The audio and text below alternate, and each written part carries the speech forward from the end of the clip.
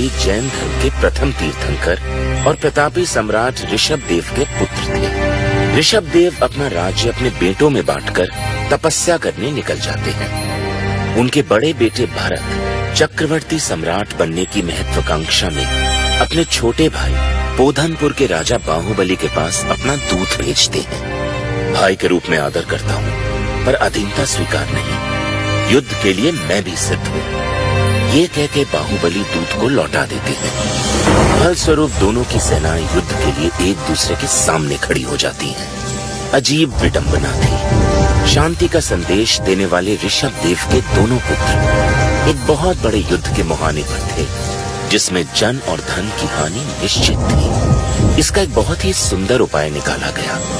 ये तय हुआ कि सैनिक युद्ध के बजाय बाहुबली और भरत के बीच 3 प्रतियोगिताएं होंगी, जिसमें दोनों के बीच धैर्य, संयम और शक्ति की परीक्षा होगी। ये प्रतियोगिताएं थी नेत्र युद्ध, जल युद्ध और मल्ल युद्ध। बाहुबली भरत को तीनों युद्ध में हरा देते हैं।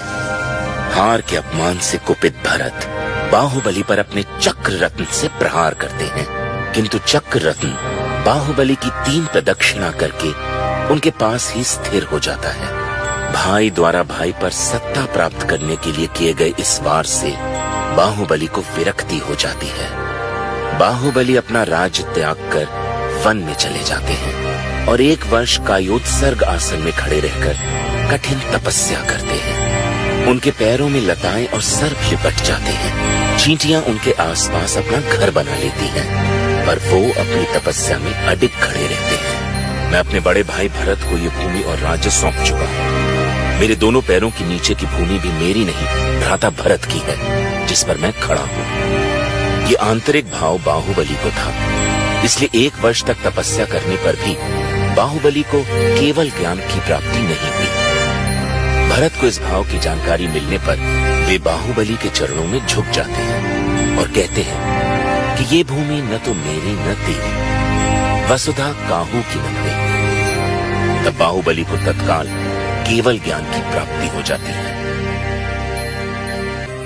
आज से लगभग 1000 वर्ष पूर्व दक्षिण प्रांत के गंगवाशी राजा के सेनापति और प्रधानमंत्री चामुंडा राय अपनी माता को भगवान बाहुबली की मूर्ति के दर्शन करवाने पोधनपुर की तरफ प्रस्थान करते हैं। इस यात्रा में 1 रात्रि के लिए उन्हें कवलप्पू यानी आज के श्रवणबेलगोला में रुकना पड़ता है, जहां उनकी माता को एक स्वप्न आता है। स्वप्न में कुष्मांडिनी देवी उनसे कहती हैं कि वहां उपस्थित छोटे पहाड़ चंद्रगिरी से बड़े पहाड़ विंध्यगिरी की तरफ बाण चलाने से बाहुबली के दर्शन होंगे।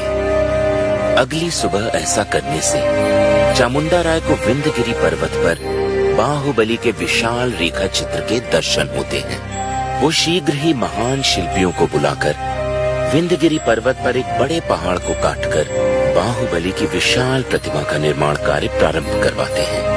कहते हैं इस प्रतिमा के निर्माण में 12 वर्ष का समय लगा। चामुंडा राय को अपने इस कार्य पर गर्व होता है और वो बाहुबली भगवान की प्रतिमा का महामस्तकाभिषेक करवाते हैं।